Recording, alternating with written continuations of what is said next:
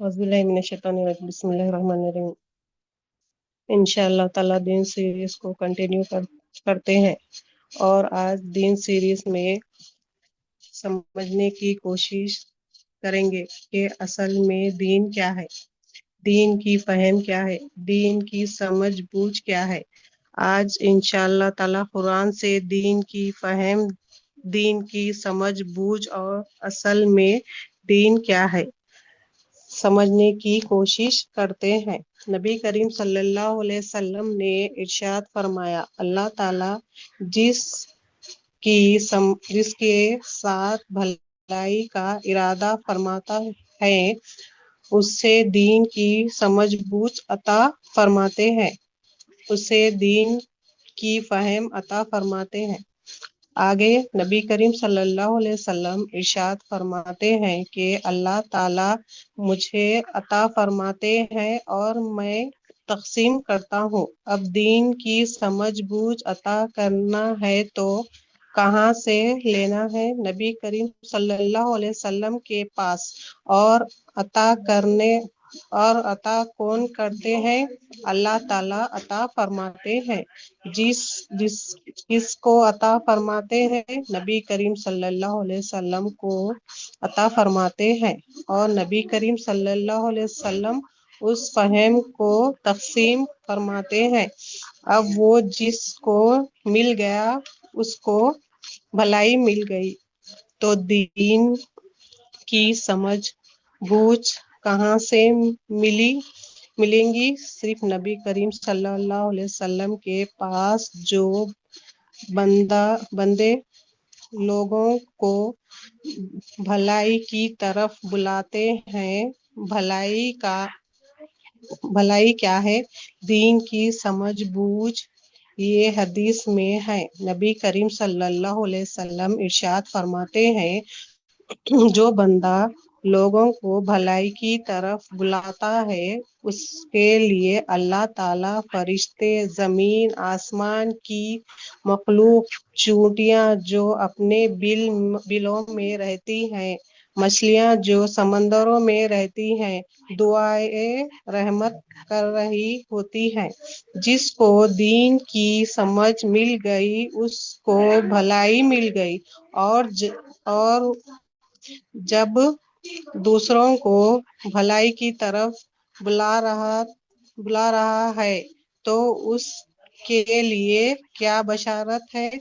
अल्लाह ताला और अल्लाह ताला की तमाम मखलूक, जमीन आसमान की तमाम मखलूक इस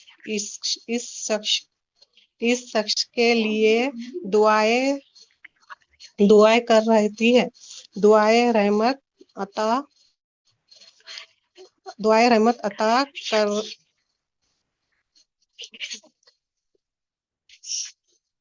अताए कर दुआएं रहमत करती हैं। नबी करीम सल्लल्लाहु अलैहि वसल्लम इरशाद फरमाए, इल्म दो तरह की है। एक इल्म का ताल्लुक दिल से होता है और एक इल्म का ताल्लुक जबान से होता है। जिस इल्म का ताल्लुक दिल से होता है वो फायदे देने वाला है, इल्म में नफा है। और जिस इल्म का ताल्लुक जबान से है वो बाने आदम पे अल्लाह ताला की हुज्जत है।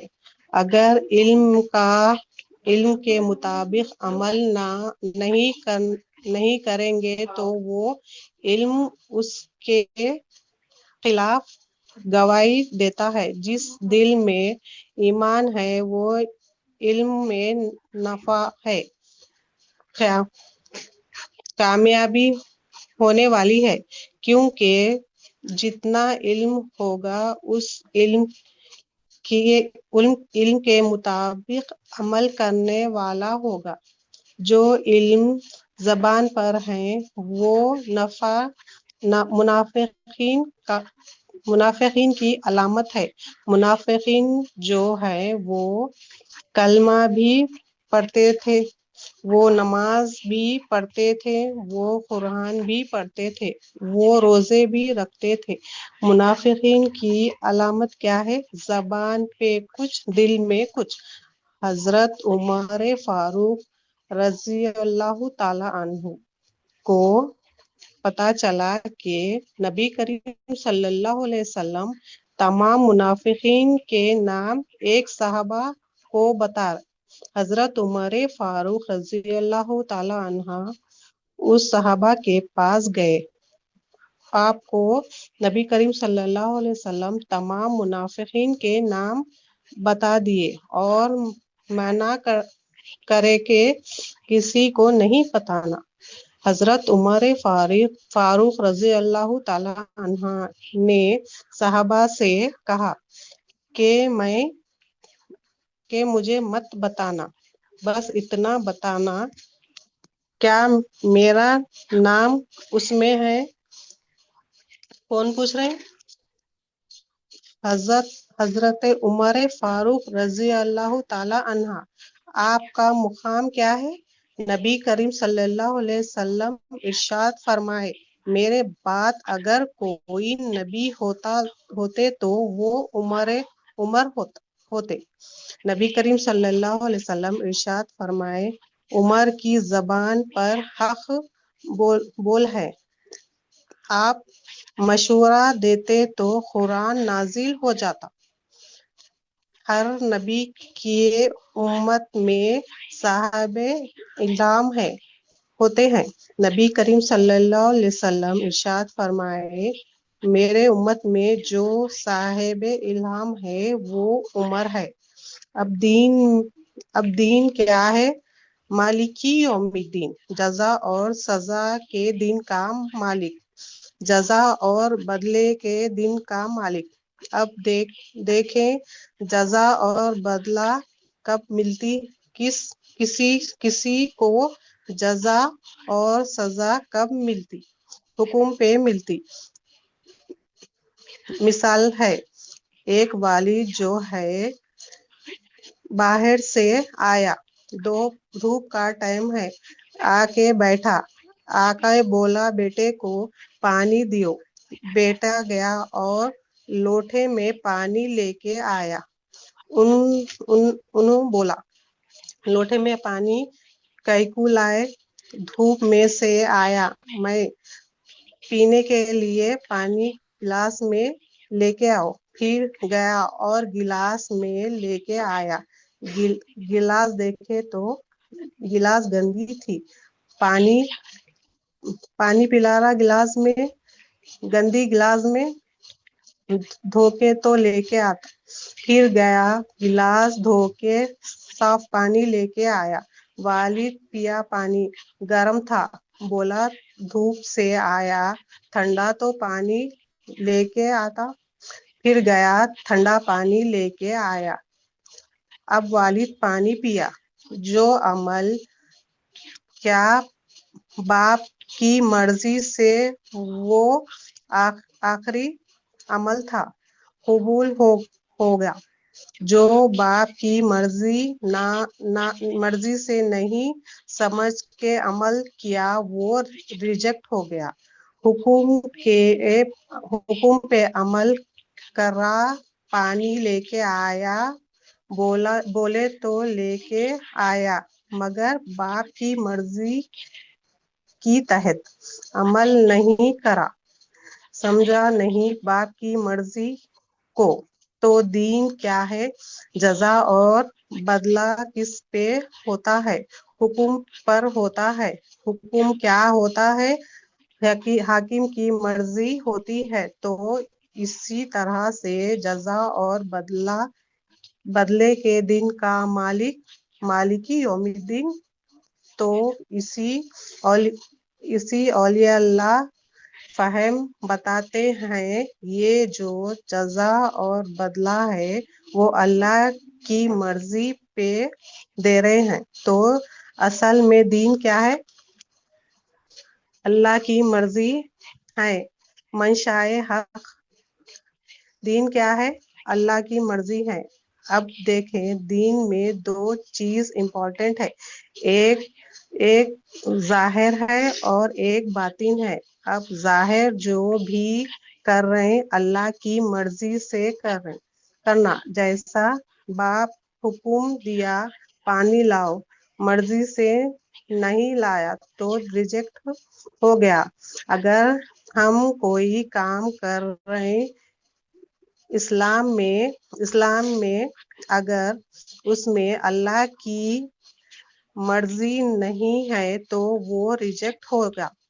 اصل میں دین کیا ہے؟ اللہ کی مرضی ہے، منشائے حق، قانون الہی۔ ہر چیز جو ہم کر رہے ہیں اس میں اللہ کی مرضی کو دیکھنا۔ اللہ کی مرضی کیا ہے اس میں دیکھنا۔ ایک ظاہر ہے جو ہم کر رہے ہیں اس میں اللہ کی مرضی لا لینا تو قبول ہوگا۔ یہ دین کی فہم ہے۔ کیسے؟ کسے لیے؟ مالکی یوم الدین۔ اور یہ جس کو مل گئی اس کو اللہ تعالی کی طرف سے بھلائی مل گئی۔ اب قرآن سے دیکھیں گے۔ سورہ جاسیہ آیت نمبر 18۔ بسم اللہ الرحمن الرحیم۔ اے پیغمبر، ہم نے تم کو دین کی کھلے راستے پہ قائم کر دیا، پھر تم اس پر چلتے رہو اور ان لوگوں کی خواہشات پہ نہ چلو جو کچھ نہیں جانتے۔ ہم کیا کر رہے ہیں؟ دین کی راستے پہ چلنا ہے۔ ہر چیز میں اللہ کی مرضی کو دیکھنا ہے۔ حضرت عمر فاروق رضی اللہ تعالی عنہ حج کر کے واپس جا رہے ہیں۔ ایک جگہ ٹھہر گئے، وہاں پر ٹھہر کے زارو خطا رو رہے۔ لوگوں نے پوچھا امیر المومنین کیوں رو رہے؟ کوئی تکلیف آ گئی؟ امیر المومنین نے کہا یہ جو جگہ ہے یہاں پر میرے باپ خطاب نے مجھے بہت مارا تھا۔ لوگوں نے کہا بچپن میں مار پڑی تھی، اب یاد کر کے کون روتے؟ آپ نے کہا بات وہ نہیں تھی، مجھے اس لیے مارا تھا کیونکہ مجھے 5 اونٹ دیے تھے۔ میرے والد صاحب نے بولا ان لوگوں کو ایک لائن میں کرو، تب وہ اونٹ سیدھے نہیں ہوتے تھے، میرے سے ایک آگے آ جاتا تو ایک پیچھے آ جاتا تھا، تو انہوں نے آپ کو بہت مارا۔ بولے عرب کے بیٹے ہوتے ہوئے اونٹ کو قابو نہیں کر سکتے؟ آپ کہتے ہیں میں عمر ایسا ہوں جس سے 5 اونٹ نہیں سنبھلتے۔ میں نے اللہ کی مرضی کو اختیار کر لیا ہے، آدھی دنیا کو سیدھے راستے پہ ٹھہرا دیا ہے۔ یہ دین کی برکت سے میری حقیقت یہ ہے کہ میری سے 5 اونٹ نہیں سنبھلتے۔ جب میں نے دین کو لے لیا، اللہ کی مرضی کو لے لیا، آدھی دنیا کو سیدھے راستے پہ لا لیا۔ سورہ روم آیت نمبر 30۔ بسم اللہ الرحمن الرحیم۔ تو تم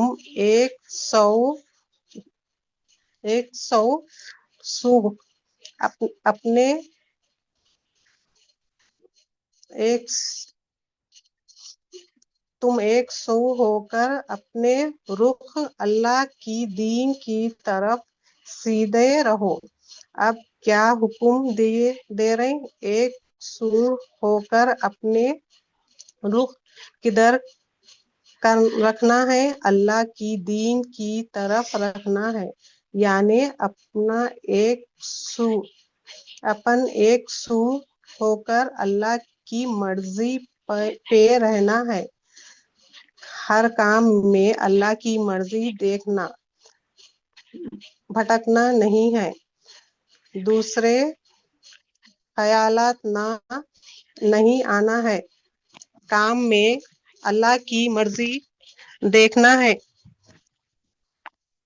تو تم ایک سو ہو کر اپنے رخ اللہ کی دین کی طرف سیدھے رکھو، یعنی اللہ کی بنائی ہوئی فطرت پر جس پر اس نے لوگوں کو پیدا کیا قائم رکھا۔ اللہ کی بنائی ہوئی فطرت میں تبدیلی نہیں، یہ سیدھا دین ہے، لیکن اکثر لوگ نہیں جانتے یہ بات بہت گہری ہے، سمجھنے کی ضرورت نہیں ہے۔ دوسری آیت یہ سورہ روم آیت نمبر 32، 33، 34۔ بسم اللہ الرحمن الرحیم۔ جنہوں نے اپنے دین کو ٹکڑے ٹکڑے کر دیا اور بہت سی گروہ ہو کے اور وہ اس سے خوش ہیں، جس کے پاس ہے دین کو کیا کر دیا، ٹکڑے ٹکڑے کر دیا، تھوڑا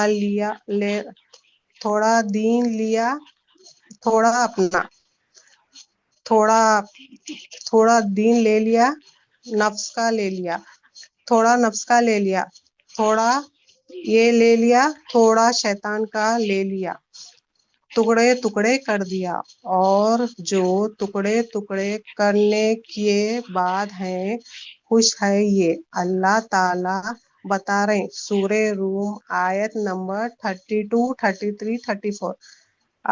اب ان کی علامت آ رہے، اور جب لوگوں کو کوئی تکلیف پہنچتی ہے تو اپنے پروردگار کو پکارتے ہیں اور اسی کی طرف رجوع ہو جاتے ہیں۔